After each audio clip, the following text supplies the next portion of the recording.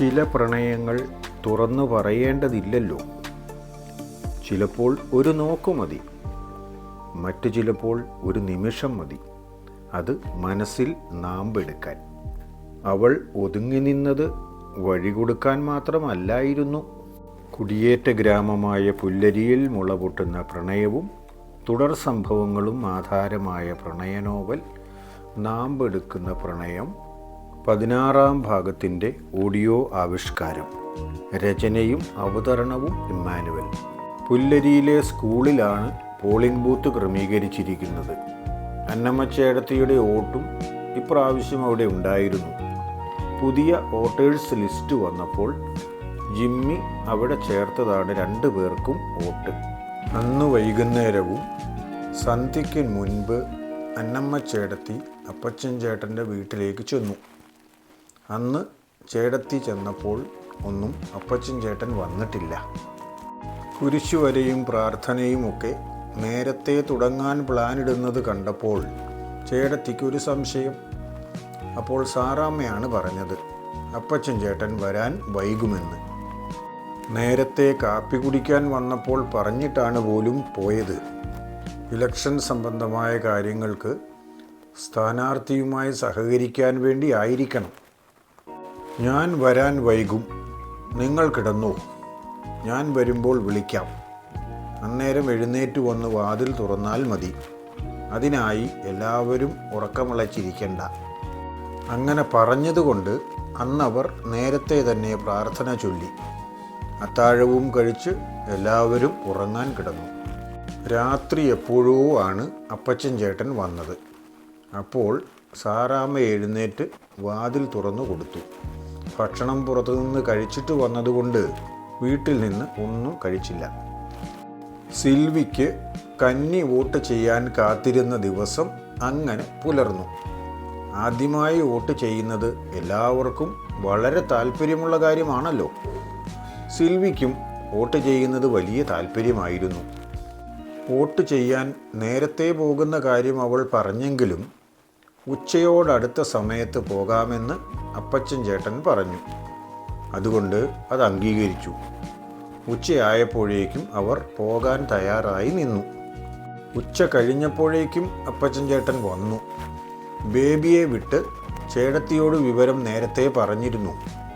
ഒരുമിച്ച് പോകാം, ഉച്ച കഴിയുമ്പോഴേക്കും തയ്യാറായി നിൽക്കണം എന്ന്. അപ്പച്ചൻ ചേട്ടൻ വന്ന ഉടനെ തന്നെ ചേടത്തിയും വന്നു. എല്ലാവരും കൂടി സ്കൂളിലേക്ക് പോയി. തിരക്ക് കുറവായതുകൊണ്ട് അധികം സമയം ക്യൂ നിൽക്കേണ്ടി വന്നില്ല. പെട്ടെന്ന് തന്നെ വോട്ട് കഴിഞ്ഞ് എല്ലാവരും തിരിച്ചു പോന്നു. 4 മണി ആയപ്പോഴേക്കും സിൽവി അന്നമ്മച്ചേടത്തിയുടെ അടുത്തേക്ക് പോയി. അന്നമ്മച്ചേടത്തിയോട് വർത്തമാനം പറഞ്ഞിരിക്കാൻ അവൾക്ക് വലിയ ഇഷ്ടമാണ്. അതുകൊണ്ടാണ് ഒഴിവ് സമയത്ത് അങ്ങോട്ട് പോകാൻ താല്പര്യം എന്നാണ് പറച്ചിൽ. പക്ഷെ സംഗതി അതുമാത്രമാണോ? വൈകിട്ട് സിൽവി ചെല്ലുമ്പോഴേക്കും ചേടത്തി തുണിയൊക്കെ അലക്കി തേച്ച് മടക്കി വെച്ചുകൊണ്ടിരിക്കുകയാണ്. ഞാൻ സഹായിക്കണോ അമ്മച്ചി? വേണ്ട മോളെ, പണിയൊക്കെ തീർന്നു. ഒന്നും ചെയ്യാനില്ലാത്തതുകൊണ്ടാണ് ഈ പണി ചെയ്തത്. അവൻ ഇവിടെ ഇല്ലെങ്കിൽ ആകെ ബോറാണ്. അമ്മച്ചിക്ക് അധികം ബോറടിയ ഇല്ലാതിരിക്കാനാണ് ഞാൻ വല്ലപ്പോഴും വരുന്നത്.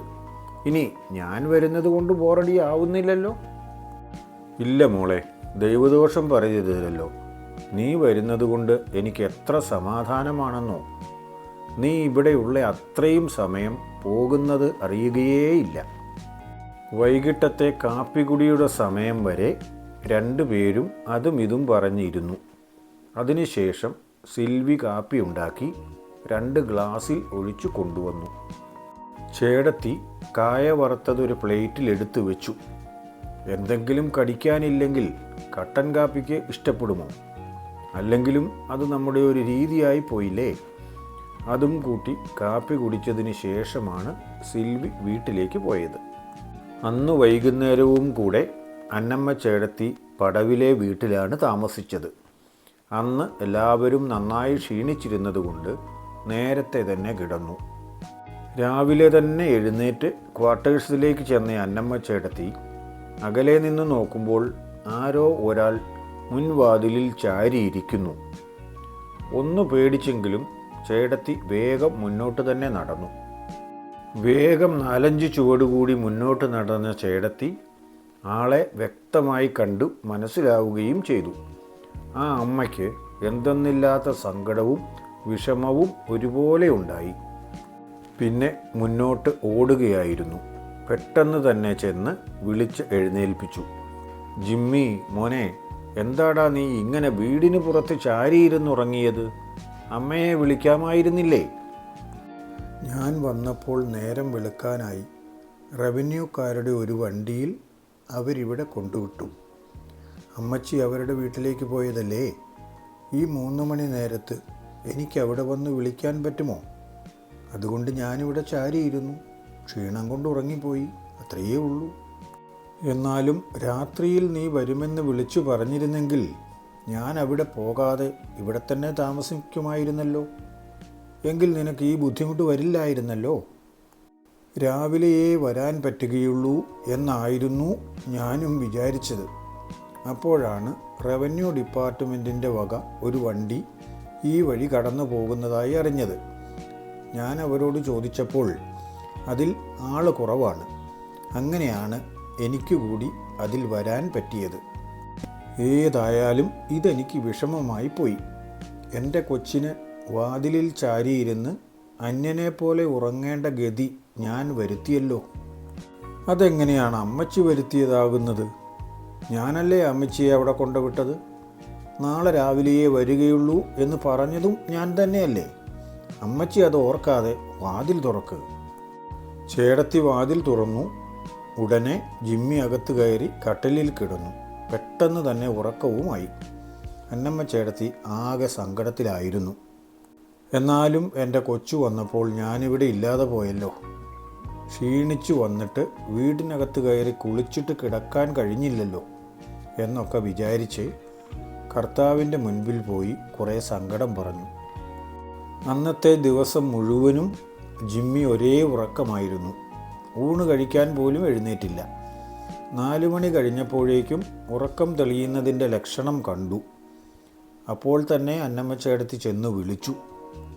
എടാ ചെറുക്ക, ഊണ് കഴിക്കണ്ടേ? നേരം ഇപ്പോൾ 4 മണിയായി. ഇനി ഊണ് കഴിച്ചിട്ട് പിന്നെയും ഉറങ്ങിക്കൂ. ഞാൻ ശല്യം ചെയ്യുന്നില്ല.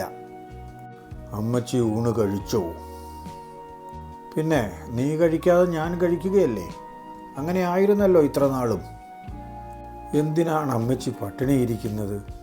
ഇല്ലാഞ്ഞിട്ടാണെങ്കിൽ പിന്നെ കൊള്ളാം. എന്നാൽ പല്ല് തേച്ച് മുഖവും കഴുകി വാ, ഞാൻ അപ്പോഴേക്കും ഊണെടുക്കാം. ജിമ്മി എഴുന്നേറ്റ് പല്ല് തേക്കാൻ പോയി. അന്നമ്മ ചേർത്തിയപ്പോഴേക്കും ഊണും എടുത്തു. അന്നൊരു ദിവസം മുഴുവൻ ഉറങ്ങി ക്ഷീണം തീർത്തു. അടുത്ത ദിവസം മുതൽ ജോലിക്ക് പോകാൻ തുടങ്ങി. ജീവിതക്രമം സാധാരണ പോലെയായി തുടങ്ങി. തെരഞ്ഞെടുപ്പ് ഫലപ്രഖ്യാപനത്തിൻ്റെ തലേ ദിവസം മുതൽ തന്നെ ജിമ്മിക്ക് കൗണ്ടിംഗ് സ്റ്റേഷനിലെ ചാർജ് ആയിരുന്നു. അതുകൊണ്ട് അന്നൊരു ദിവസം മുഴുവനും അവിടെ നിൽക്കണമായിരുന്നു. എന്നാലും രാത്രി വീട്ടിലെത്താൻ സൗകര്യം കിട്ടി. അതുകൊണ്ട് അമ്മച്ചിക്ക് വേറെ എവിടെയും പോയി നിൽക്കേണ്ടി വന്നില്ല. ഫലപ്രഖ്യാപനം വന്നപ്പോൾ കേരളം മുഴുവനും എന്നതുപോലെ പുല്ലരിയിലും ഇടതുപക്ഷത്തിന് ഭൂരിപക്ഷമായിരുന്നു.